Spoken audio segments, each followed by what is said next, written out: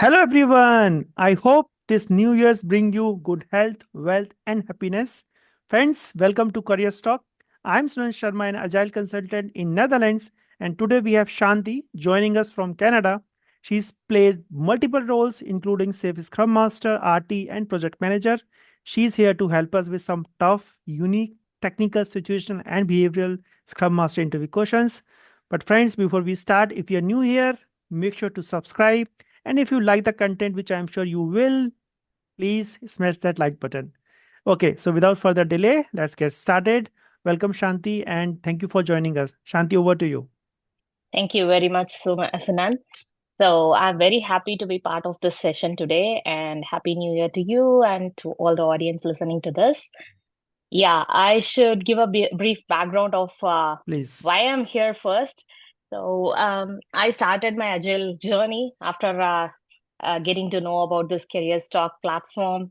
Got some good mentorship from your videos, and then I jumped into Agile roles. That's how I started back 7, 8 years, I should say. And then currently, I have landed in a job in Canada here. I'm Agile Scrum lead with one of the leading banks here in Canada. And back in India, I also had multiple roles in IT. I started as a developer, transitioned to a lead role, and from there into Agile. So that's all about me. Thank you very much for having me here. Wonderful. So, if you allow, shall we start? For sure. Okay. So, the very first question is let's say our developer have stopped story pointing because they consider it wasteful, yet throughout, they are struggling. They really want to improve their cycle time, and they really want to improve their forecast dates and things like that, which they are keep on missing. So as a scrum master, how you are going to facilitate a discussion about it, like how they are going to continue, without modifying or without eliminating any sort of estimation. So how you are going to work on this kind of difficult situation? Thank you for this question. So, first thing to note here is their throughput is good, right? Like they have a steady flow of delivery, which is a True. nice aspect here. So the flow engineering is fixed. But when you say that the cycle time had to be improved, we need to have a focus there. Cycle time is nothing but know how long it takes for a story to be completed from in progress to done. Definitely, there would be any bottlenecks due to dependencies or any other reason, environment issues, whatever it is, you name it. There could be reasons that the team has to come up with. And again, when you say that they are feeling that story pointing is wasteful, a root cause analysis is required there. Why they feel so? Maybe there could be a number of reasons behind it. Maybe it's time consuming or they are not understanding the concept better. So all those things will be understood as a scrum master only when the facilitation of that any ceremony you can use any backlog refinement or a retrospection for this specifically and understand the problem and why it is happening.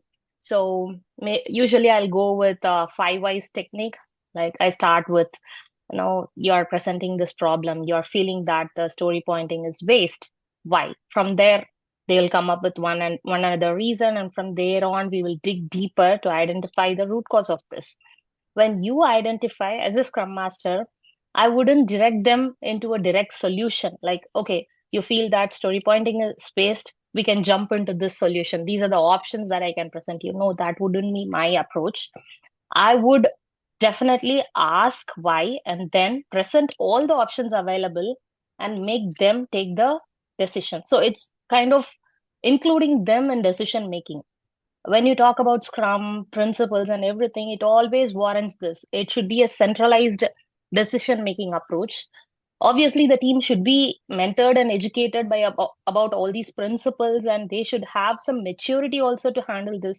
I cannot directly present these kind of no decision making to a new team. Obviously, if there is some maturity, we will definitely handle that way. In this particular scenario, when you say that the team is missing the commitment deadlines, this obviously relates to the predictability issue. When there is a consistent missing of deadlines, we cannot predict the teams how they are going to do a certain epic or initiative, what they are going to give for a PI commitment and all. So this is affecting them. And when the throughput is steady, it doesn't warrant that they are completing their highly prioritized backlog items. So there are a lot of intricate things behind this which needs to be addressed first. The team can definitely give a throughput of 19 to 20 story points every sprint consistently, but it doesn't guarantee that all those 20 story points are from the prioritized list or it is meeting the sprint goal every time. So these will be my approach. I will present with data to the team. We are doing good in this area, but there is a lack in this area. So why this is happening and how we are going to address. And True. I wouldn't always, sorry to continue here. I wouldn't always, take a flag for story pointing. There are other approaches also. Predictability can be achieved with flow-based metrics also. When you have a proper prioritized backlog and you have a steady throughput with declining cycle time, obviously this will also help us to predict the timelines of any epic or initiative that the team is working on. So there are other approaches which as a scrum master should be presented to the team, and a cumulative or a collaborative decision should be made on this. Wonderful, Shanti. I think you have covered all the aspects very precisely and concise. So that's really good. Okay, let's move on to our next question. And I think this is like this question keep on coming here and there in most of the interviews, and it's on the conflict. So let's say your during your backlog refinement, there are two senior developers. They are dominating the discussion, and your junior members stay quiet. Now, this is causing a lot of issues. Like there will be a rework, there may be defects will be there. The discussion is going on, and people are just have no idea like what they're supposed to do. So how we are going to facilitate these kinds of sessions to make sure that everyone contribute, and of course they have to improve the estimation accuracy over the period of time. Right. Yes, this is a very common question, not only question, a scenario that any Scrum Master would face. The True, right? first thing behind this is, I think, psychological safety is missing. When team members are treated equally, they have their rights to voice out. They obviously will do that. So this directly means that there is a psychological safety missing. There could be a number of reasons. The senior developer that we are saying may be connected to leadership. They have some powers that they could use. So all those might cause some kind of fear or anything in the junior developers, which should be eradicated in the first place. Two things I'm observing here. One is the psychological safety. The second one is the facilitation technique should also be, changed a bit. Probably a scrum master or someone in that place is doing a regular facilitation, that you present an epic or present a story and ask to refine the team, come up with points, question them. This could be the general technique. But here in this particular scenario, when the junior developers are not actively involved, there should be a tweak in this technique, maybe a round robin fashion. We could ask each of the team members or the developers, to contribute. Ask them to take 1 or 2 minutes a pause, think about that story, come up with questions, or throw your inputs on that. It could be a round robin technique, or maybe facilitation could also be handled by any of the developers once in a while, just to break this problem that they are going through. When you ask the junior developer itself, no, you can do the facilitation for the first 15 minutes of this meeting. You have to keep them prepared. Not, you cannot directly go jump into the meeting and ask them, okay, you start facilitating this meeting. It will not work that way. You should be prepared for this. You should prepare the developer also and do that.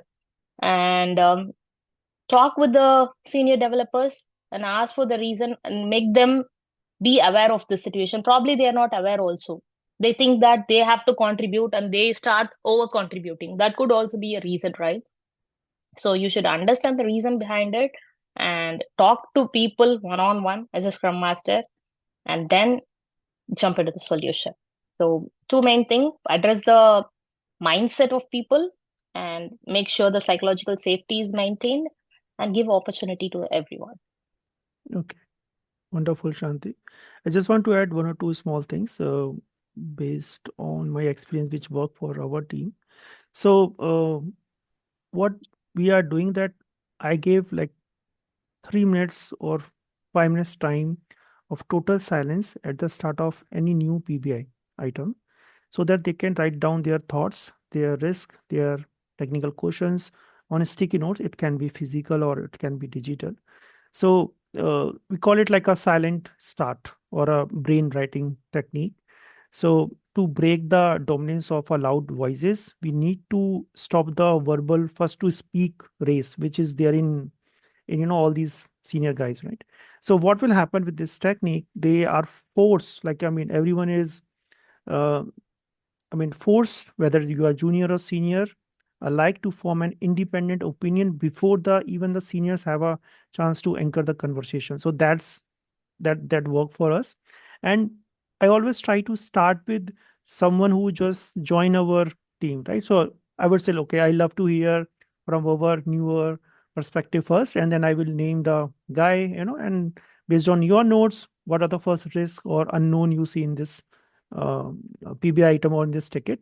So if you support your juniors by validating their questions, right? Oh, it's a great catch. uh, if a senior try to jump in, I will like gently intervene. I will say, oh, hold on your thought, and then I want you to make sure that we capture the fresh eyes perspective first, so we don't miss anything obvious, something like that. And this is how you can, that will also give a confidence to your junior who has just joined your organization or your team. That's something which we can work on, which really, working well for me. And maybe there is one more thing which we have done with couple of teams, that there is only question only round. So what do you mean by that? So to improve the accuracy, we introduce simple rule that, okay, for the first 5 minutes of a PIO discussion, no one is allowed to provide solution or anything. Like, you are just supposed to ask questions, that's it. So this levels the playing field. Juniors are often excellent at asking why, or let's say, how does this connect to X, things like that, which sometimes reveal the gaps that lead to those defects which we are not able to see, right? So as you mentioned, yes, psychological safety is the ultimate goal. And of course, if we club with few small techniques, things which work for us, I think that will do the wonders. So yeah, that's the small input. I just want to add, Shanti. Thank you. Okay, so let's move on to our next question, which is on product owner. So our product owner manage multiple products, which delays decisions and block the backlog. So let's say about 30% of the items have no acceptance criteria. So how we are going to coach the product owner and set up some practices or agreements to improve the backlog health? Yeah. So these days, as you know, a Scrum Master is expected to handle multiple teams. Likewise, the product owner. The product owner does not just focus on one product backlog. That's the reality. They handle multiple product backlogs. They are also occupied. That definitely brings to all these problems. So one thing I make sure with my teams is making the sprint level backlogs. That is the every sprint backlog, if we see at least 2 to 3 sprint backlogs should be ready for any of my teams. I take care of that very much so that the team can directly go and start working. To be that prepared, I usually go one-on-one meeting with my product owners, be it every week or bi-weekly, whatever it is. So during those sessions, I dedicate this I bring in these kind of conversation. If the product owner's availability is an issue, I obviously call it out and try to understand their standpoint also. What is causing this problem for them? Why they are not available? They should have some valid reason behind it is right. So we have to understand that and empathetically should try to provide some ideas how they can still contribute to this team. Maybe they can use a BA and redirect or delegate their work with them and then bring that information to the team. So I wanted to share a realistic example that I'm currently going through with my one of my teams in current organization. The thing is, I don't have a product owner for my current team. The BA functions as a product owner. We have a chief product owner who is handling around 12 teams in 2 arts. There are 2 arts, and he is the chief product owner for both the arts. And each art has 6 teams. So in that case, you can imagine what kind of pressure he is into. At times, he even forgets the team's name. Like that kind of pressure he is into. But I make sure that I have week on week connect with him just 30 minutes and make sure that I bring in my BA who's part of my team and we have a discussion about the product backlog that we have. And we make sure that in the working agreement, we have decided and framed in such a way that at least bi-weekly, he is available for our team, look at the product backlog, help us refine it with the team, and then whenever on need basis this BA will connect with him and get the information. That's how we are currently functioning. In this scenario, the issues that we go through is there wouldn't be a refined acceptance criteria available for the team. Even if the acceptance criteria is available, the team will have a lot of questions, a number of questions. So in that case, again, the team is actually coached to create the acceptance criteria but get it validated from the BA or from the chief product owner itself. So these are some ways I create extra cadences for the team, make sure that the conflict management basically as a scrum master to bring his availability to the team. And we also have offline meetings with him in person. Myself as a scrum master meet with him or bring the BA who is responsible in the next position to meet with him. So that way we try to resolve this conflict and educate the team and mentor the team to be, self-responsible or self-accountable, we call it, to step up to that role, write the acceptance criteria. So this is the current reality. But when you ask, how do you coach a product owner? That's the only way. Like write a working agreement, ask his consent also to be available for the meetings, and try to refine the backlog. So that's my approach so far. Great, Shanti. Just a small point, I think. Just want to add on top of it, whatever you add. I think if 30% of the items like acceptance criteria, it means there is something is serious problem is there. Yes, So maybe the team and the I mean you agree that there has to be no item enters the sprint unless it meets the definition of ready. So definition of if we are ready. able to establish a definition of ready, maybe some standard if a PBI is ready only if, and then maybe we can add few points like a clear user story statement or at least 3 to 5 high level acceptance criteria or a dependency checks completed or not, things like that. That will really help. And maybe on a coaching part, I would remind the product owner that if you're going to spend 15 minutes on acceptance criteria now, it's going to save like 2 to 4 hours of emergency Slack messages and rework during the sprint. So Right, that's something I think it will going to help you to understand whether you want to invest 15 minutes versus 2 hours later on. So yeah. right. Okay. Rightly mentioned. Yeah. So this definition ready, I just want to add over here. Okay, great. Let's move on. The next one is little, yeah, I mean, not a difficult but real tricky question. So let's say your velocity has gone by 20%, but still your stakeholders don't see more business value. Your NPSs remain flat and your activation rates are unchanged. So how would you going to help the team and the stakeholder focus on delivering the outcomes using the evidence-based management, EV, uh, evidence-based management system? Yeah. Yeah, first thing when you say that your velocity is improving, but still your end customer is not satisfied, that's the net promoter score or your activation rate, right? So satisfaction from the customer or the point that they think, yes, we have got a right product, the aha moment from the customer side. So all those are missing. If that is not in the incremental way, then obviously there will be a flat line there. And that also denotes that the output deliverable that you're giving, that your team is delivering, is not the customer expectation. So there is a gap where the customer expectation is different from what the team is delivering.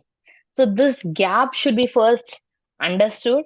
And for that, you need your product owner, the stakeholders who are all part of this product design and bringing the product ready for a backlog.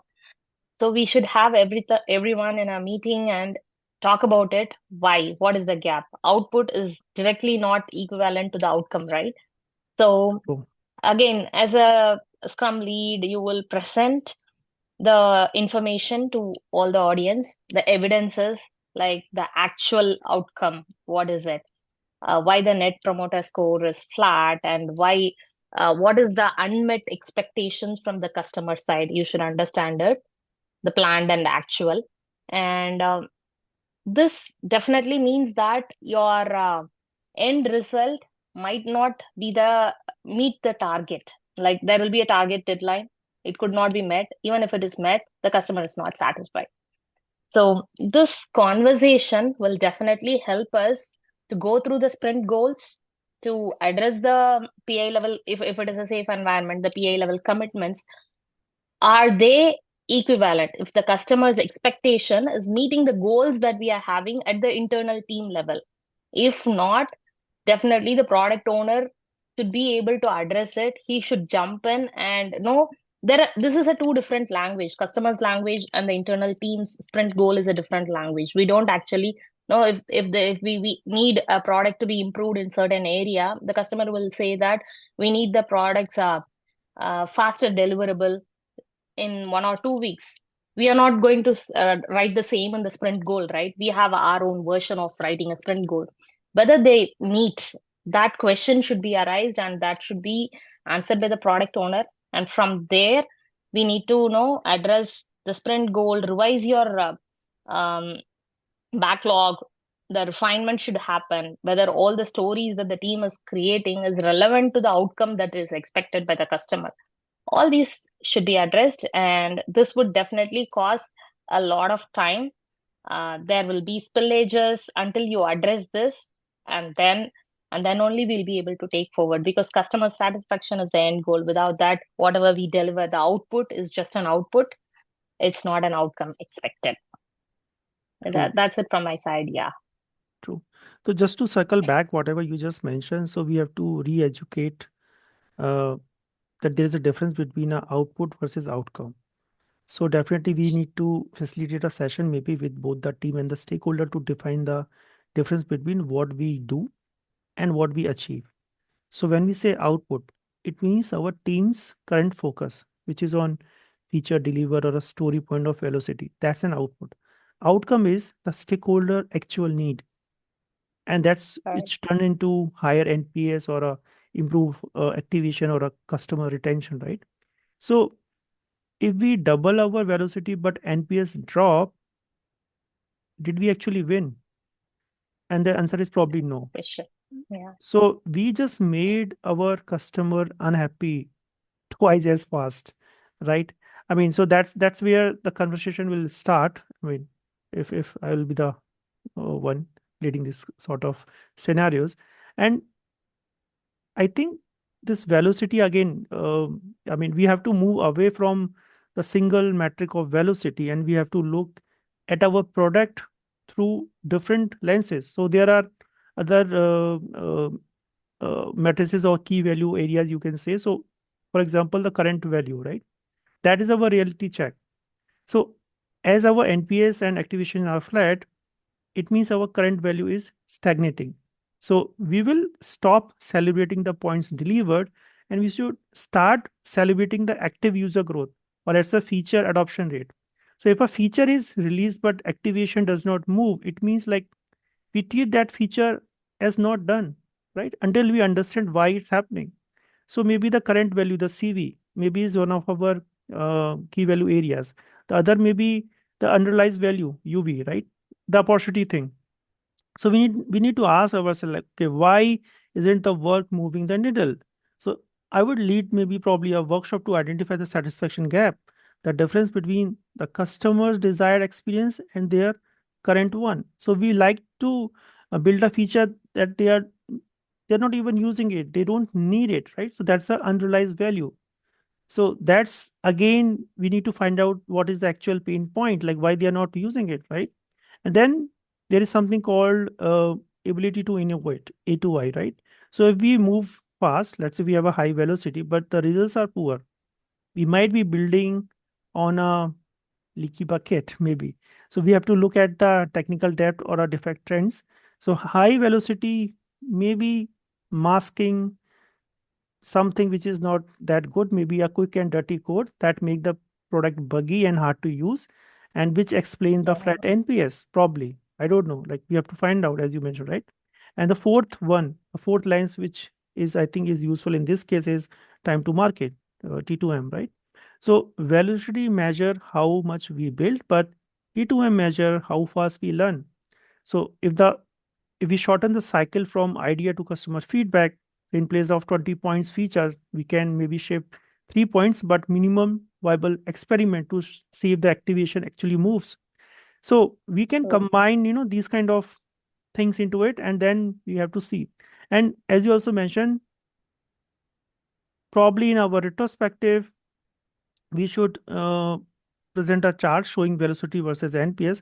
And when the team sees that the lines are not moving together, it triggers a healthy point in our retrospective. Like, okay, what should we stop building so we have time to figure it out what customer actually want, right? So Yeah. something like that, we can work on it. And I don't want to get into details, but we can use EBM format. Um, it will take some more time if we go into it, but just to give you a perspective, maybe we believe that by showing their next best action on the dashboard, maybe we can create some sort of hypothesis-driven development dashboard or something like that, where we can show that increase in the activation rate by, let's say, 10% in 30 days or something like that. So then we will know that okay, we are right when we are see the evidence, right? So if we have some sort of dashboard or something like that, that will also give that kind of comfort, which is not the case if we don't know like whether who is going to use it and things like that. So if we are able to create something similar, that really going to help us. So yeah, Yeah. just to Just to add one last point here, yeah, maybe if the team had retrospected this, they would have identified that sprint review might not be effective, because during sprint reviews or no PA level reviews, we have all the stakeholders who gives us feedback on our work, right? So that definitely directs us in a right direction, like it true, guides our way. So if that is missing, then this could lead to all these things, like coming towards the end and saying that your output is nowhere near to the outcome expected. This could have been avoided earlier in the loop itself. true, true. I agree. Okay, Shanti, wonderful. Let's move on to our next one. This is on external dependency. So let's say our integration work depend on security and the data teams, and 40% of our tasks are delayed by some external reviews, and that's putting our release at risk. So how would you map these dependencies, and perhaps you can suggest some improvements to make delivery more predictable? Right. So when we get into most of the scenarios, I'm going to address from a safe perspective, because in a safe environment, we have a PI level meetings, like we have PI planning. So when you get into the PI planning itself, you try to sort all these dependencies for your team with the external teams. It could be internal within your organization or externally, like vendors or whoever it is. So when you jot down all your dependencies, at that point itself, you connect with the respective team and bring in a conversation with them, with their product owner, scrum lead, or whoever is responsible for it, and talk about it. So and so iteration, like maybe in iteration 3 or 4, we need your support to deploy this code, or we are expecting your code to be available for us to know build on top of it. So all those discussion will be um, done during our PI planning. At that time they will give a sign off for this, like they will accept, or if they need more time or whatever their concern is, they will bring it to that session. And we'll have all the leadership people also to know, to be aware of the situation. Like if we are committing for this PI, we have so and so dependency, and that dependent team will not be ready until this time, and this is going to cause a spillage. So all these will be pre-discussed and agreed by everyone. So even if everything is aligned during your PI planning, when you come to the sprint level work, like in iteration 3, you're expecting your data team or security team to do this deployment or everything. By that time, they would have some other reasons, like their bottleneck will be entirely different, right? They are stuck because of n number of reasons, and they could come and tell on the same iteration 3 itself, no, we are not ready. It could take one more sprint for us to be able to support you. So as a scrum master, what I feel is, this is from my learning, when you commit at the PA level, your job is not that done at that point. Like, you have to still be in connect with that particular team, constantly remind them, like, even if you are in iteration 1, you should say that iteration 3, we are expecting this support from you, how far you are progressing there. For these, we should have separate cadences created, maybe a bi-weekly or a weekly touch up with that particular team. Bring in your leadership people, like if this is going to be some critical deliverable or something that causes your organization to be put in a danger situation, obviously bring in right people, right stakeholders for all those meetings that you're going to set up. Discuss about this particular issue or dependency. Try to know their status, like where they are. Will they be able to support us on time? Get to know that. And if there is going to be delay, everyone will be informed and they will be ready for this risk. So make everyone aware of the situation. If there is a risk, try to mitigate it or accept it. So this level of clarity a Scrum Master could definitely bring into the team, using all these cadences and educating the team as well. The team should also be equipped to handle this situation. So this is from my experience. So, okay. I think only point, just to add, maybe we could have start with the end-to-end value stream mapping as in very first step, like in the very beginning. So maybe we can map the entire integration workflow from work identified to reviewed complete to ready for release.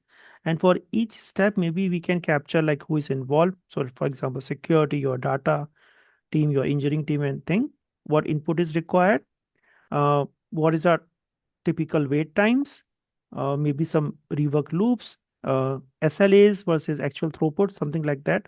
So this may be going to reveal the bottlenecks, the repeated queues, and some hidden approval layers, which is, of course, is always there in most of the organization. So that may be our first part, and then maybe we can create some dependency heat map out of it. So maybe a simple heat map that shows like which teams are uh, depend on which teams, frequency of dependency, is there any average delay per dependencies, is there some blocker severities, low, medium, high, whatever, right?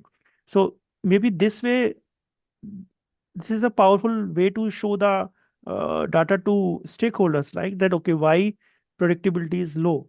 And maybe we can also create our workflow tags in our Jira or Azure DevOps, whatever the tools which we are using, maybe like security review or data review or external dependencies.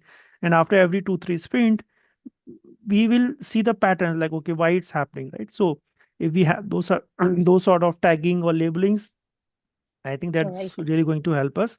And also you mentioned, right, we can even later on we can quantify the impact of on this, dependency on all of us. So once the flow is mapped, the data is visible, then probably we can come up with few matrices as well, like for example, percentage of integration stories required external reviews, or average wait time per dependency, or work in progress, aging, or things like that, plan versus actual release. There are a lot of matrices which we could have used. But I think, yeah, just want to add this in the very beginning, and then rest of the answer which you just added. So I think then we are good. You're Yeah. fine with that, right? Yeah, just wanted to add one more thing Yeah. here. Probably a working agreement with that team that we are dependent on could be created, and SLAs could be their turnaround time should be part of that working agreement. Maybe, you know, if an issue or a risk comes up, uh, they should be able to turn around to us in Absolutely, three we should days have. or 5 days. Absolutely. That We should kind of have some, agreement. yes, we should have some cross-team agreement, like teams of Yeah, teams level.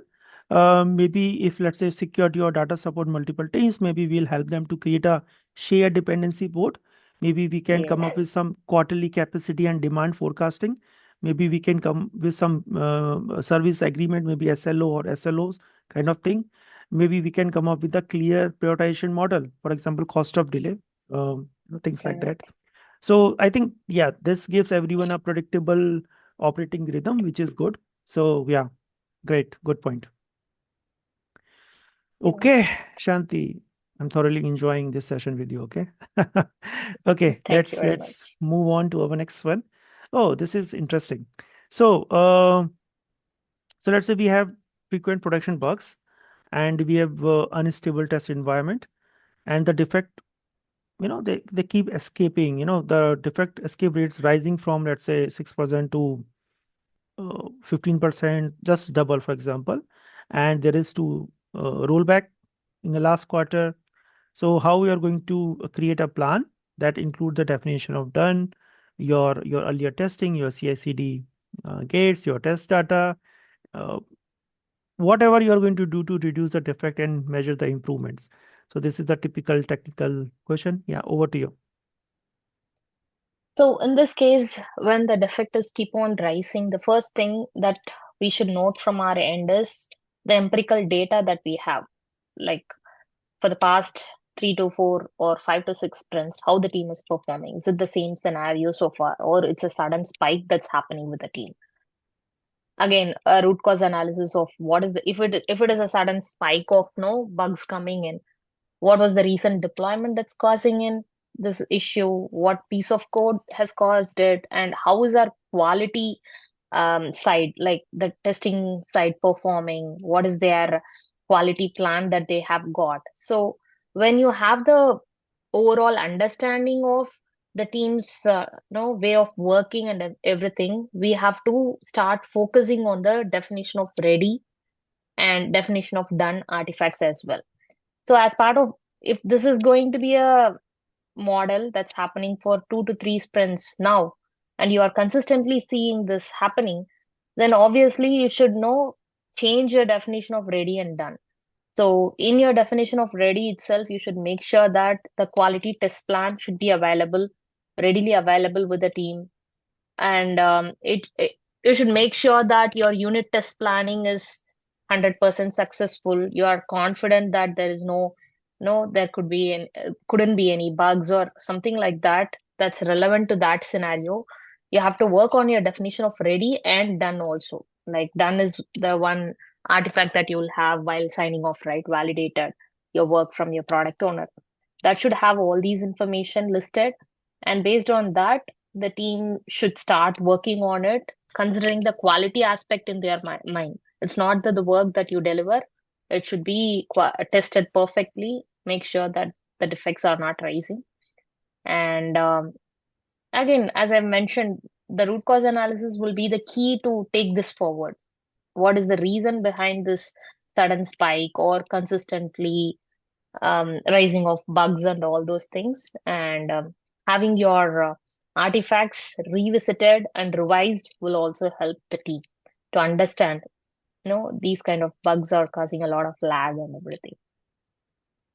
Any points from your end, Sinan, on this Yeah, aspect? just yeah. So the very first thing is the question talks about the environment thing, right? So I think Yeah, the very first, instability there. yeah. So the very first thing I think we should remove the noise. So quality signals are trustworthy for us. So we should define a minimal contract for the test environment. So it can be like your versions, your services, your endpoints, your data refers, cadence, your uptime SLOs, whatever, let's say 99.5%, whatever. And we should have a owner for this, right? We should have a single owner who's taking the accountability for that. We should have some sort of daily health checks on that environment. Maybe we can also do a alerting system. We can wire that alerting with our Q environment Slack channel. So if there is some issue, it will be reflected. It's visible to everyone. Duration. And and maybe we can also ensure that every service which we are going to use, they emit some standardized logs, some traces, some error matrices, and we can maybe add some Troubleshoot. yeah, we should also maybe add some release markers to correlate the defect spikes to our deployment. That will help us. So that will like our production readiness and telemetry thing. So which is definitely going to help us to go back and analyze like, okay, what's working, what's not working. So that's something which we could have done. And I think there is a mention of CI/CD also. So again, maybe we can treat the our pipeline as a quality firewall.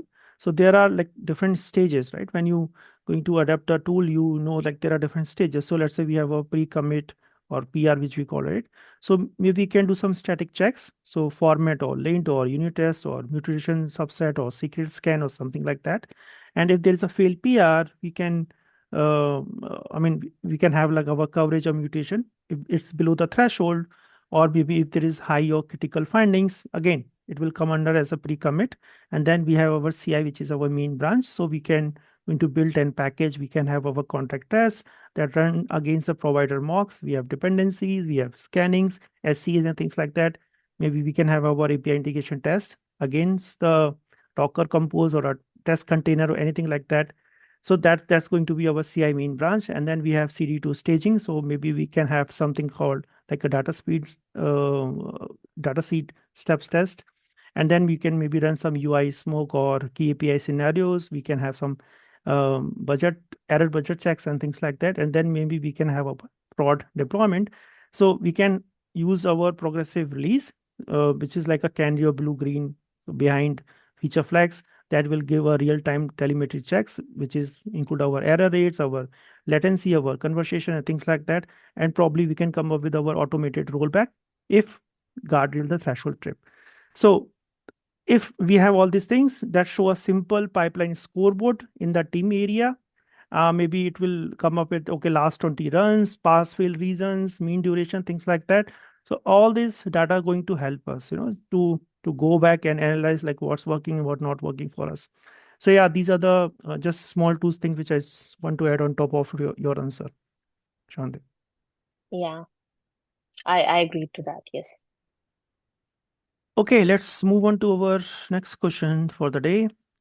So that's regarding the Scrum events. So let's say on our daily Scrum, our daily Scrum have become a typical status report to the Scrum Master. Everyone just coming and they are just reporting to the Scrum Master, and sprint reviews are just like a formality. There are a few impediments which are raised, and there is no adaptation which is happening. So how you are going to reset all these events to their true purpose, or if you're going to use some facilitation technique, or how you're going to reset the complete team, into the beginning. So yeah, it's Yeah. I think tough and tricky one.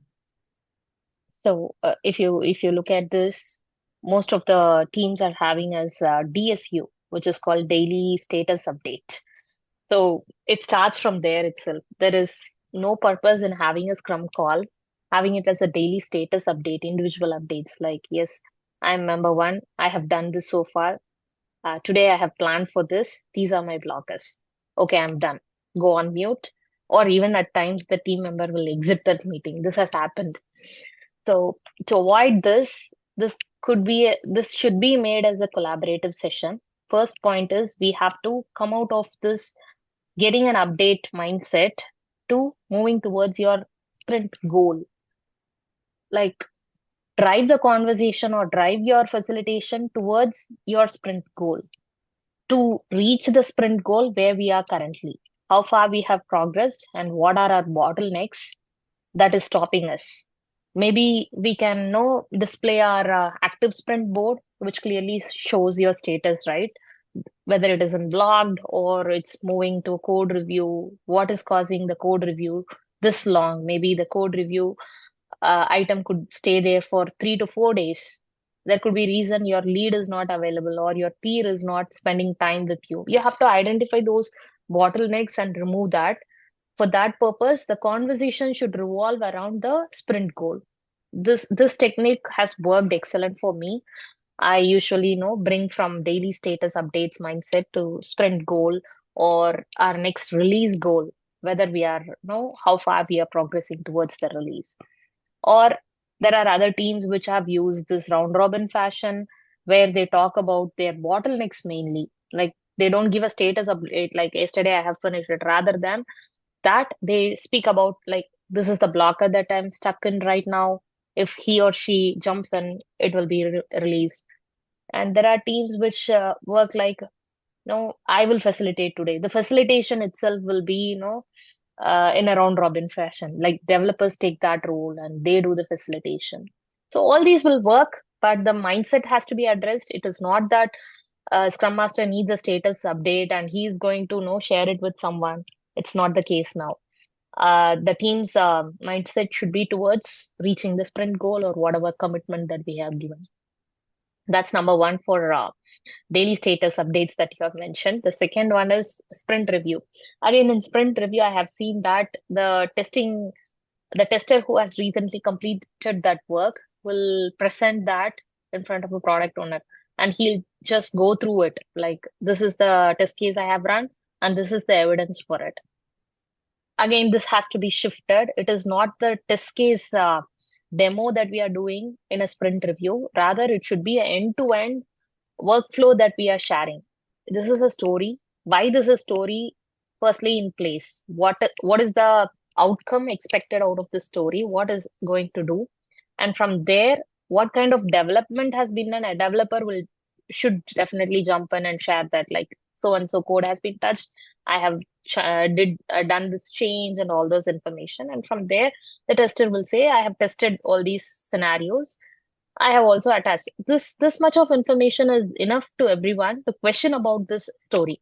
The stakeholders will come up with many questions, whether their need is met or not, or they could share any feedback, like you would have done this way, that way. All those should be taken if it is doable, if the go is coming from the product owner. That could be another story for our next iteration also. So that's how it should be, a feedback based cadence, not a demo based cadence. So this shift needs to be done by educating the team. Yeah, that's from my end. True. Okay, thank you, Shanti. I think we are just running out of time. So I have one last question Yeah, for no. this session. Okay, so let's say, yeah, I mean, this is a little tricky. So let's say an architect introduce a new design pattern mid-sprint, and that's invalidating like your two PBIs and your it's putting your sprint goal at risk. So how you are going to balance this kind of situation where you have to balance the governance and the flow while you have to also keeping the Scrum principles intact? Okay. So yes, first we need to understand why there is a change in the design pattern, or why the architect is asking to, change all these things. If that is going to be an emergency situation, if we are not going to change that design or the pattern that's recommended, if it's going to affect the product's deliverable, like, there could be situations, no, like the technical pathway that we are taking is altogether changed. Maybe we are expected to use some other API. In case of APIs, say the organization is using REST API currently and they wanted to shift to some other API calls. If they have to do, if it is an organization level mandate, if it's an emergency thing, then there is no other option. The team has to take a pause, think about it, learn about it, and shift to this new model.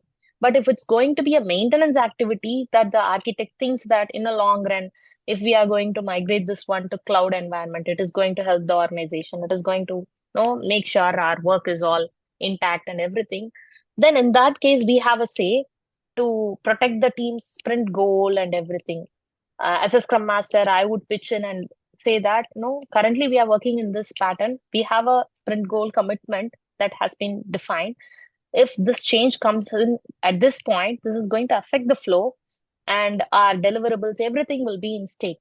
So since it's a maintenance activity, at least we will finish the sprint, and going forward we will definitely do a refinement session, understand the architectural style behind it, and try to adapt it. It's not going to happen in day one. Slowly, in every sprint on sprint, we'll bring this practice. We should also get to know about their timelines. So if they say like next 3 months we are completely shifting to this API or whatever it is, so we should take that time and understand and then move on. In case of emergency situation, we should know, understand the situation and move towards their expectation as well. So it's a situation based decision, and for that, the flow that's getting affected should be presented to all the stakeholders. If there is going to be a spillage or whether we are going to meet the timelines, all these should be presented and everyone should be informed, and that's how we'll take it forward. Great, Shanti. Great. I think you have covered all the major points. So that's good. And I think we are good for today, considering the time is almost 1 hour. Okay, so thank you, Oh, Shanti, and thank you, friends, for joining us for today's session. And we hope you found this session helpful and informative. And if you enjoyed the session, I thoroughly enjoyed it. So please don't forget to like and subscribe to our channel. And we hope to see you in our next session very soon. Bye. Thank you, Shanti, one more time. thank you very much. Thank you very much.